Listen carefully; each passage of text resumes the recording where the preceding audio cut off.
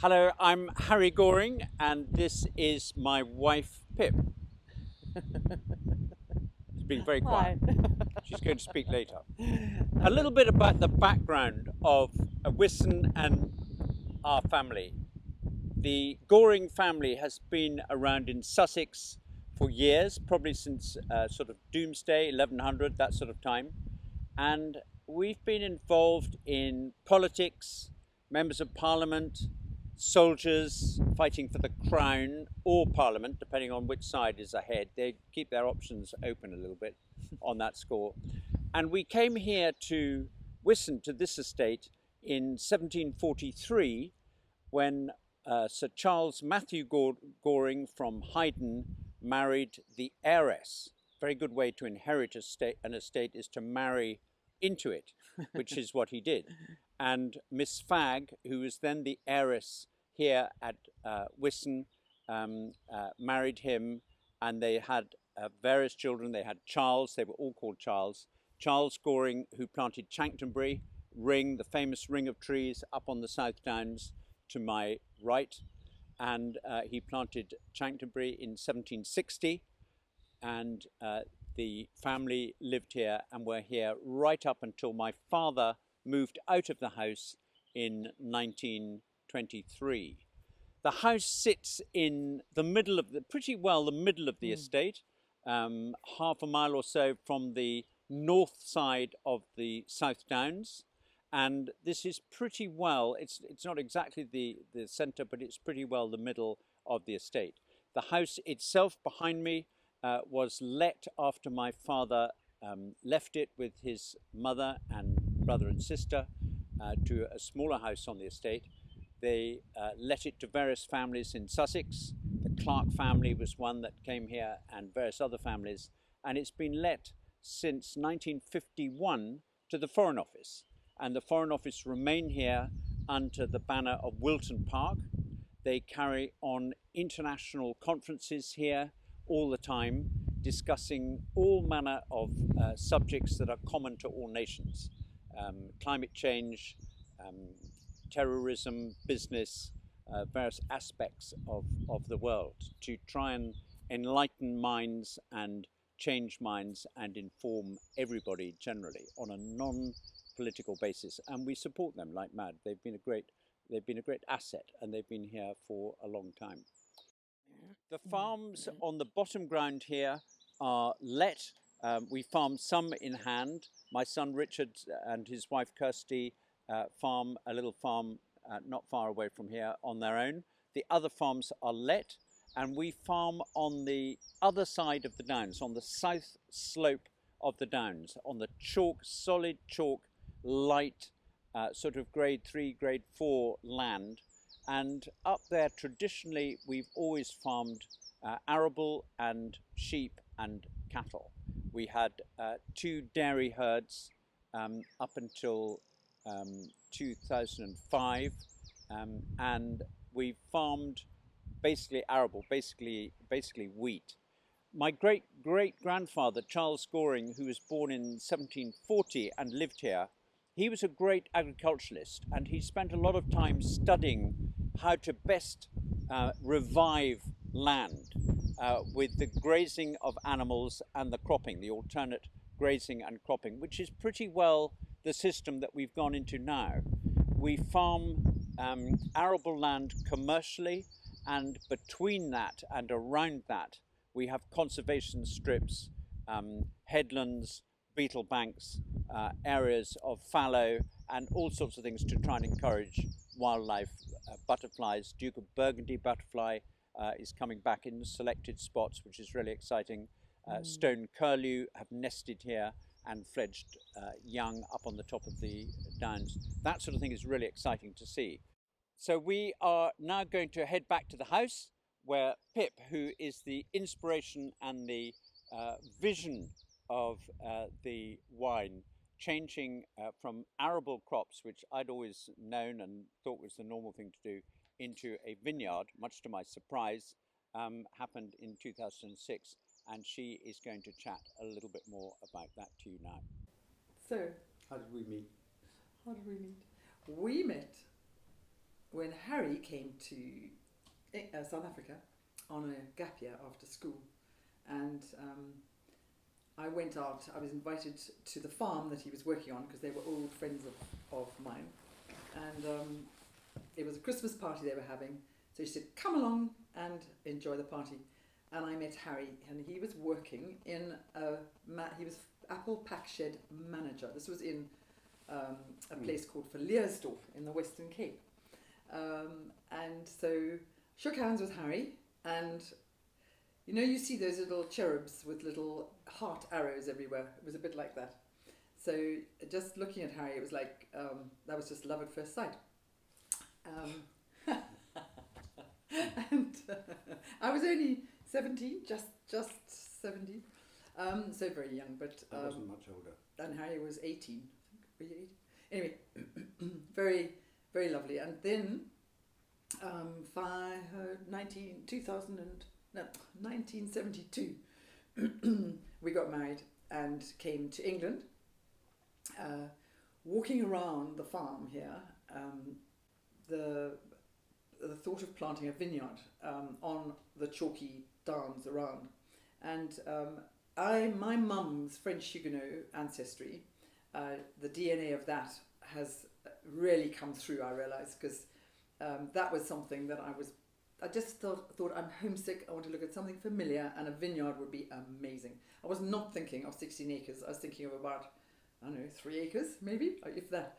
But it's just something familiar to look at, like looking at some mountains. Harry said, when I suggested planting a vineyard, you can't go planting, vines in England. They just, you don't have the climate. You can't possibly do anything like that. And we basically, I remember standing up finally after it was like 30 years really of 10 years, and no, can't plant a vineyard, etc. Then like a boomerang will come back again. Okay, start praying the land for the vineyard. So mention it to Harry. Nothing. 10 years. Sorry, not nothing. An awful lot. Sorry, actually, an awful lot was going on here, because the timing is obviously essential. Okay. So now in 2005, we sell the dairy, we sell the cows, we sell the quota, which was then of some value. Yes. No value now, of course. So we then, for the first time, had some money in our pockets to do something with. The question then was it or could it be the right time to plant a vineyard? Answer, in my mind, absolutely the right time. Now, not before. Now it was absolutely perfect timing, because this was just on the beginning of the crest of what then became a wave of English wine phenomena. I remember standing on the field when we finally decided to plant the vineyard, and Harry said, "So when should we plant it?" And I said, "Well, when can we plant?" He said, "Well, should we plant it this year?" And I was like, all I said was, amazingly, I said, "Do we have the money to do it?" He's woken up. Oh, at last he's come out of his slumber. So I couldn't believe it. He was actually asking me when we should plant a vineyard. Would you like to do it now? This year? It's like, this year? Yes. So on a Saturday morning, Harry and I were sitting, slightly scratching our heads, saying prayers, and Dermot Sugru appeared on a Saturday morning. It was a beautiful Saturday morning. I remember we were sitting on a sofa like this outside, and he snuggled himself in between us, wedged him in, and he said, "Now, Harry and Pip," he said, "if you want a winemaker, I'm your man." And we said, "Dermot, we don't have a winery. I'll find you a winery," he says.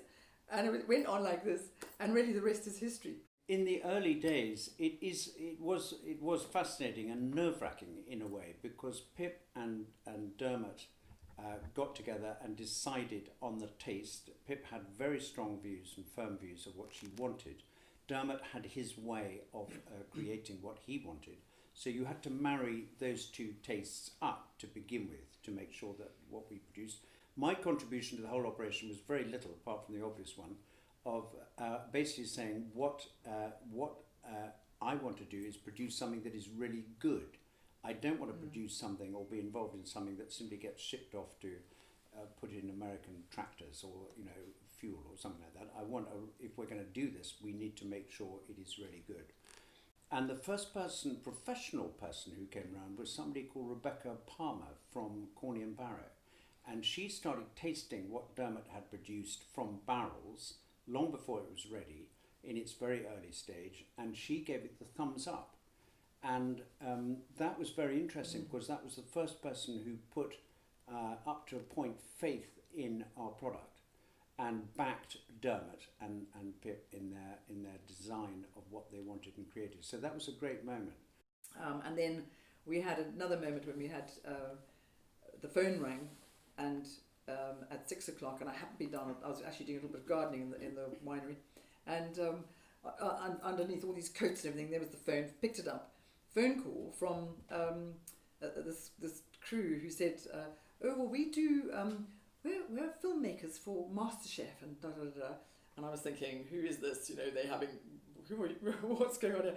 And they said, "Well, we've got Mary Berry, and she's doing a whole series on English food and wine. And would it be all right if we came and filmed your wine and filmed you in the vineyards and things?" And I was like, "Really? Sure, okay." And that was an extraordinary moment. And we had, so she came, and we had a wonderful day with her. It was absolutely lovely, really fun. And she tasted it was then the Rosé 2011, and she took a little sip of it, and it was extraordinary. She said exactly the same thing. She just said, "Oh, this tastes like pure mountain stream water." She used exactly the same words. And I think when Dermot's describing the wine as well, he always uses that word purity. And I hope that we feel that strand of the word purity runs through everything that we're doing on the whole estate, really. That we are transparent, we're truthful, and we just go with the flow of what we're doing. And we want it to be, as you say, excellence, the best for everybody. The purity, we want that purity to come through. And that's why I think it's like the elixir vitae, the drink of life, because life needs to be just earthy and pure and good and open. But I've just been given a book by one of our daughters, by a woman called Beth Moore, which is called Chasing Vines. And she went to Tuscany for the first time. She's American, and she's virtually become a viticulturist, enologist through going for that 1 week, because she was fascinated by the vine. And in John 14 talks about the vine and the branches and the fruit and the harvest, etc. And I've always sort of rather felt that planting the vineyard is so much more than just planting a vineyard for the wine. That there is something much deeper here. One of the things she says, which really caught my eye, was the crown of God's creation was image bearers. This whirling rock, numbered third from the sun, was uniquely designed for hospitality toward humankind. And I think I'm just kind of born for that. Therefore, we might rightly say that viticulture's most common steps for preparing a vineyard were ordered by the Lord. First, the selection of the variety of grape, then the selection of a place to plant it. Said another way, first the people, then the place for the people. And that really ties up what I feel really is why we have planted this vineyard and why I've had this passion to do it. And it's like it's perseverance, it's being a pioneering thing. And I think all of us have got that in us in various different ways. And if you just feel that something is worth doing, and that you're in my case called, I feel, to do it, you can't stop it. And so those 34 years of waiting, it wasn't actually waiting, it was just, as Harry says, it was the timing, but it was something that wouldn't go away. It's just exciting, it just makes life exciting. And if you feel that you're doing something and it's producing fruit, and it's blessing other people, that's my biggest thing. I just want to share and bless other people, and leave this world one day saying, yeah, that was good. And I've now been able to pass on the baton to Rick and our children and grandchildren, great-grandchildren, whatever. And it's something fun and exciting to carry on with and to enjoy and to live life to the full with, really. I'm Richard Goring. I'm married to Kirsty, and I look after the Wiston Estate and have been doing that since 2011. And I'm Kirsty, married to Rick, and we have 3 boys, Finn, Milo and Otis.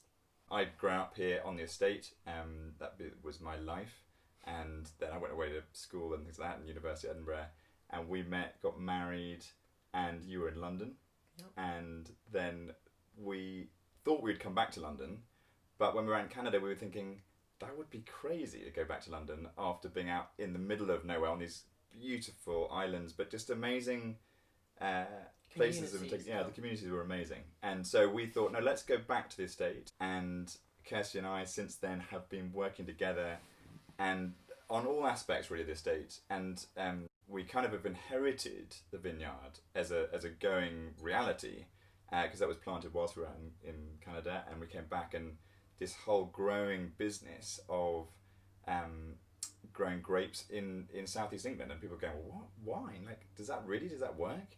And finding this amazing growing excitement and an incredible quality of the wines that were coming out, and everyone going, this is really exciting. We're started on something great. And Dad often talks about being at the right time, the right place, and that just going slowly has turned out to be the perfect operation. Yeah. And so we've been really excited to be part of that. And I think for me, it feels as if it's been a gateway for people to get reinvested and excited by what the land can produce. So people haven't always been excited by the fact that we grow wheat and barley and oats, and that's actually going into your beer and into cereal and that, but they don't get that. Whereas you grow grapes and wine, and they suddenly go, wow, this is coming from this place. And so it feels as if it's a gateway for people to come and see and get excited by the estate. And so many people have left the countryside to go and find life in the cities. And we wanted to create a place here on the estate that people get excited by and go, do you know what? I want to come and be here. I want to come and hang out in this place because there's something really exciting going on here. And even with the wheat, actually, I've been, as I'm sure lots of you have in lockdown, get excited about making sourdough. And we were thinking, this is crazy. The none of the wheat that we're desperately looking for flour, and really it should be coming off these fields. So we're even thinking about some special tasting, some spelt and rye and all sorts of fun things. But usually I would be having the huge privilege of hosting some of you, maybe, and it's so lovely to see you if you've been before, on a tour of the vineyard and winery. There is nothing like tasting the wines with people when you are in the vineyard meters away from where it's come from. And actually, during this bizarre and extraordinary time, it's been really amazing for me to have a little more time with our 3 boys and to really start to get them excited. One for the first time, actually. The other 2 have done it a little bit before, about growing things and growing the food that we can then eat. I have been in hard competition with them homemaking bike jumps, which obviously has slightly more adrenaline factor. But even they actually get really excited when they see the different taste of something that has come literally pop out the ground. And whether it's the broad bean kind of popping out, or the carrot, or actually no, we're not onto our carrots yet. We're still heavy in lettuce season. But I think for me and on those tours, there have been so many moments when we've spoken about as groups just the huge excitement of being in this place, enjoying produce, and we've thought with what lies ahead and the exciting plans for the winery and this development that you may have heard rumour of, that actually wouldn't it be wonderful to have a cafe and somewhere that we can really be kind of pairing this beautiful wine that's coming off this place with some great food.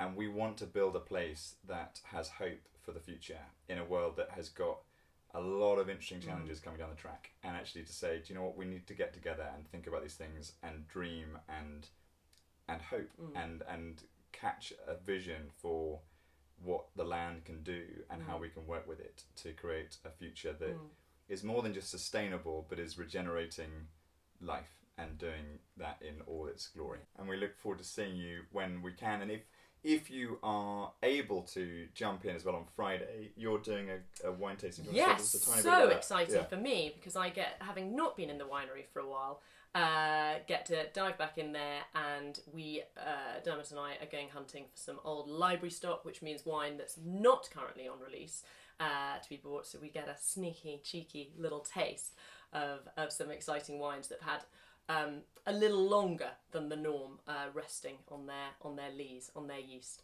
developing some exciting flavours. So yeah, that's on Friday. Yeah, so those who can make it, hopefully see you there, and thank you so much for joining us. Bye.